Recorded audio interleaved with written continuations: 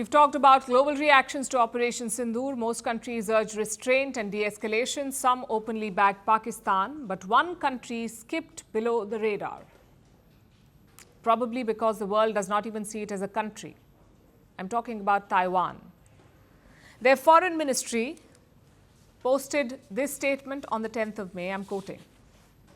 The Ministry of Foreign Affairs expresses firm support for all legitimate and necessary actions taken by the Government of India to safeguard national security and fight terrorist forces that cross borders to attack innocent civilians. Two things to note here. First, Taiwan backed India's actions. They called them legitimate and necessary. And second, they have blamed Pakistan for the Pahalgam attack. Let me repeat one part of the quote. Fight terrorist forces that cross borders to attack innocent civilians. So Taiwan acknowledges that this was cross-border terrorism, not internal militancy as Pakistan calls it. And it's a welcome statement from Taiwan. But what's in it for them? Why would they do it? For starters, engagement with India is a diplomatic coup. We are the world's largest democracy, so India's support matters a lot, especially at global forums like the United Nations. Secondly, the shared China threat. Beijing sees Taiwan as a rebel province. They have promised to retake it, even using force if needed. So China is an existential threat for Taiwan.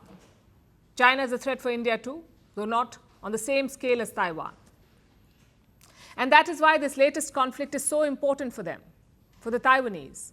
Yes, China was not directly involved, but Chinese weapons were. Pakistan sources more than 80% of their arms from China. A lot of them were deployed this time, like the J-10 fighter jets, the JF-17 fighter jet, the HQ-9 air defense system, and the PL-15 missiles. These Chinese weapons were making their combat debut. Indian jets faced off against these Chinese jets. Our defenses also neutralized Chinese missiles. If China invades Taiwan, there's a good chance that the same weapons will be used. So naturally, Taiwan is interested. Reports say they are keen to get a sneak peek of these Chinese weapons, their technology, their combat performance, perhaps their weaknesses. And special focus will be on the fighter jets. Taiwan mainly operates two kinds of jets, the American F-16s and the French Mirage 2000s. Now, the Mirage is an old plane. France has designed the Rafale as a successor to the Mirage. And Pakistan says it shot down Indian Rafales. There is no proof to back it up, nor have Indian officials confirmed this. Nonetheless, Taiwan will be watching keenly.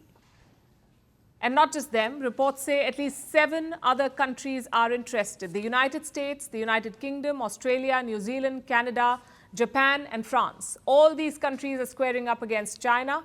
So much like Taiwan, they will be keen to get a sneak peek, to look at the Chinese weapons and parts that India has recovered.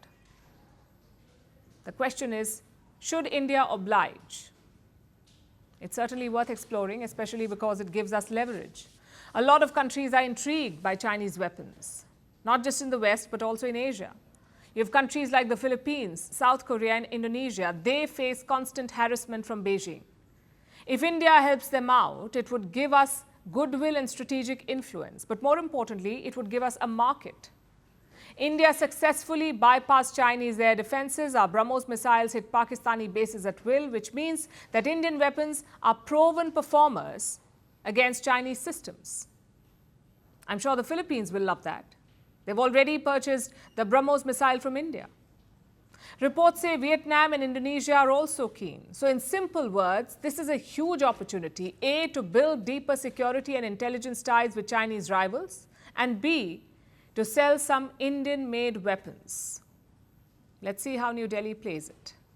At Firstpost, we are choosing to hold on to accuracy. That means we won't always be first. We may not get you your breaking alert. But what you will get is what we owe you. And that is the truth. Verified, checked, and cross-checked. We rely on sources and verified ones. After all, that's what separates a journalist from a loudspeaker. But sometimes even we miss a beat. And when we do, we will tell you. Like yesterday, we ran visuals from a registered news agency. That visual turned out to be fake. So we are taking accountability. And from now on, we will cite the source of every visual, every picture, every video that you see on Firstpost will have a source mentioned. That is our commitment to you. We will wait, we will verify, we will ask again, and only then will we tell you. No noise, no panic, just the facts. Because right now, that is what the country needs most.